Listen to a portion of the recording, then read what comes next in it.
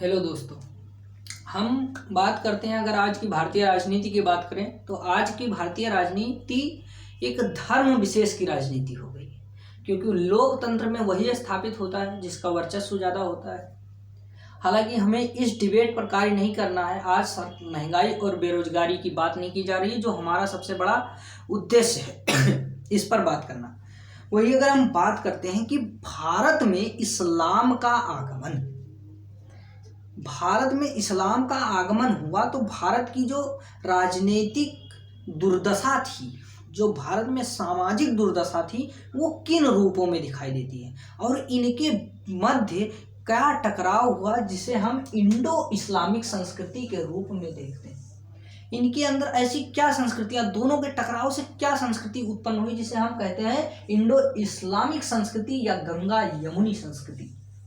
तो हम बात करते हैं कि भारत में इस्लाम के आगमन और सनातन का टकराव, आगमन पर सनातन का टकराव। अगर हम बात करें तो इस्लाम धर्म अपने समय का सबसे प्रगतिशील धर्म था और सबसे परिष्कृत धर्म था। उस समय जब समाज के अन्य धर्मों में अनेक प्रकार की बुराइयां उत्पन्न थी, जैसे अनेक प्रकार के कर्मकांड से जब समाज हमारा पूरा ग्रसित था, हमारे पूरे समाज और धर्म ग्रसित थे, उस समय एक ऐसे धर्म का उद्भव हुआ जिसे हम इस्लाम के रूप में जानते हैं। इस्लाम धर्म उस समय का सबसे प्रगतिशील और एवं परिष्कृत धर्म था। तो यह धर्म जब भारत में आता है, हालांकि जानना हमें इसमें बहुत कुछ है, लेकिन मैं बहुत छोटी वीडियो बनाऊंगा क्योंकि इस पर डिबेट इस समय बहुत चल रहा है। मुझे सिर्फ और जागृति फैलानी है कि क्या है आखिर। तो ये जब इस्लाम उस समय इस्लाम का उद्भव हुआ पैगंबर साहब के द्वारा, मोहम्मद साहब पैगंबर के द्वारा, तो हम इसे देखते हैं कि यह अपने समय का सबसे प्रगतिशील धर्म था, सबसे परिष्कृत धर्म था, क्योंकि यह इस्लाम धर्म जिन जिन देशों में गया, चाहे हम Iran, Iraq, Baghdad, Bahrain, Qatar, UAE, या हम अपने दक्षिण एशियाई देशों को देखते हैं, जिसमें इंडोनेशिया, मलेशिया आदि देशों में, उधर देखें तो सऊदी धर्म में इसका उत्पन्न ही हुआ। उधर हम देखते हैं तो इधर हमारा पाकिस्तान भी विभाजित हुआ। बलोचिस्तान उसी का एक पार्ट था ही।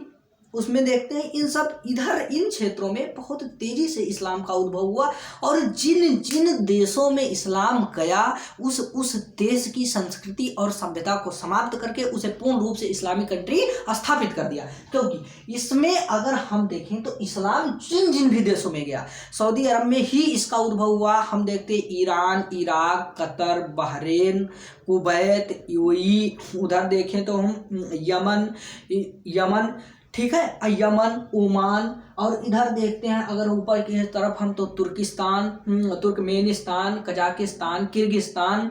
अगर हम इधर देखें फिर नीचे की तरफ देखते हैं अगर, तो हम इंडोनेशिया को देखते हैं, मलेशिया को देखते हैं। ये सब पहले इस्लाम धर्म के पहले ये सब अन्य रूपों में दिखाई देते हैं, लेकिन जब इस्लाम धर्म का उद्भव होता है तो वही इस्लाम जिन जिन देशों में एंट्री करता है, उस देश की पूर्ण रूप से संस्कृति और सभ्यता का समूल विनाश करता है और उसे एक इस्लामिक कंट्री के रूप में स्थापित करता है। लेकिन जब वही धर्म भारत में प्रवेश करता है, हमें इनको देखना है कि जब वो धर्म भारत में प्रवेश करता है तो आखिर क्या होता है।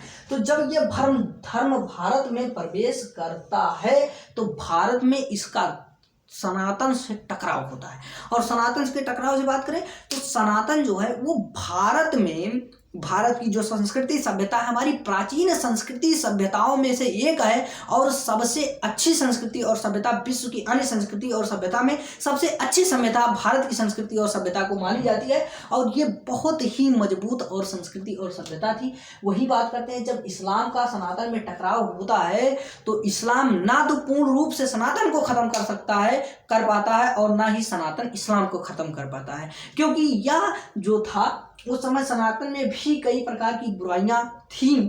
और उधर देखा जाए तो इस्लाम उस समय का सबसे प्रगतिशील समाज था ही, पर सबसे प्रगतिशील समाज को निर्माण करता था ये इस्लाम धर्म, इसलिए इसका टकराव होता है जिसे हम जानते हैं, इसी को हम कहते हैं इंडो इस्लामिक संस्कृति। तो हमें अपनी संस्कृति और सभ्यता पर गर्व है कि हमारी संस्कृति और सभ्यता इतनी परिष्कृत और इतनी भव्य रही है कि यह इस्लाम जिन जिन देशों में गया, या इस्लाम जिन जिन देशों में गया उस देश की तो संस्कृति सभ्यता का समूल विनाश किया। लेकिन वही देखते हैं अगर इस्लाम भारत में आया तो भारत की संस्कृति और सभ्यता का विनाश नहीं कर पाया, और यहाँ पर एक क्षेत्र या एक ये संस्कृति निर्मित हुई जिसे हम कहते हैं इंडो इस्लामिक संस्कृति। इंडो इस्लामिक संस्कृति पर हम आगे बहुत विस्तृत रूप से देखेंगे। अभी हम फिलहाल आपको एक जानकारी के लिए बताते हैं क्योंकि इस समय इसका प्रयोग बहुत किया जाता है समाज में, और इसी को ही कहते हैं गंगा यमुनी संस्कृति। और इन दो धर्मों के टकराव से एक भाषा उत्पन्न होती है